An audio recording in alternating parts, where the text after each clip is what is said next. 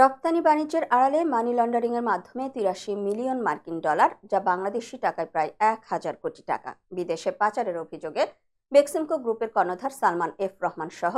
২৮ জনের বিরুদ্ধে ১৭টি মামলা করেছে সিআইডি। বুধবার সিআইডির অতিরিক্ত পুলিশ সুপার আজাদ রহমান স্বাক্ষরিত প্রেস বিজ্ঞপ্তিতে উল্লেখ করা হয়েছে, মানি লন্ডারিং প্রতিরোধ আইন ও বিধি অনুযায়ী পরিচালিত সিআইডির অনুসন্ধানে সালমান এফ রহমান এবং তার ভাই এএস এফ রহমানের স্বার্থ সংশ্লিষ্ট বেক্সিমকো গ্রুপের মালিকানাধীন ১৭টি প্রতিষ্ঠানের মাধ্যমে ২০২১ সাল থেকে ২০২৪ সাল পর্যন্ত বিভিন্ন সময়ে জনতা ব্যাংক পিএলসি লোকাল অফিস শাখা মতিঝিলের দিলকুশা থেকে ৯৩টি এলসি সেলস কন্ট্রাক্ট নেয়। এর বিপরীতে পণ্য রফতানি করে নির্ধারিত সময় পার হওয়ার পরেও রফতানি মূল্য প্রায় ৮৩ মিলিয়ন মার্কিন ডলার, বাংলাদেশি মুদ্রায় প্রায় ১,০০০ কোটি টাকা বাংলাদেশে না এনে বিদেশে পাচারের প্রাথমিক সত্যতা পাওয়া গেছে।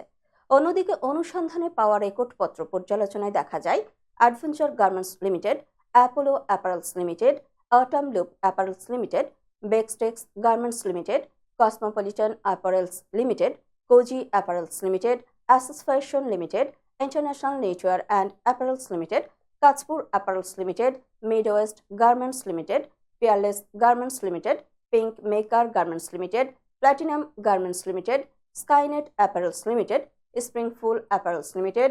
আরবান ফ্যাশনস লিমিটেড ও উইন্টার স্প্রিন্ট গার্মেন্টস লিমিটেড নামক প্রতিষ্ঠানগুলোর মাধ্যমে প্রায় ৮৩ মিলিয়ন মার্কিন ডলার মূল্যমানের পণ্য সংযুক্ত আরব আমিরাত সহ বিভিন্ন দেশে রপ্তানি করা হয়।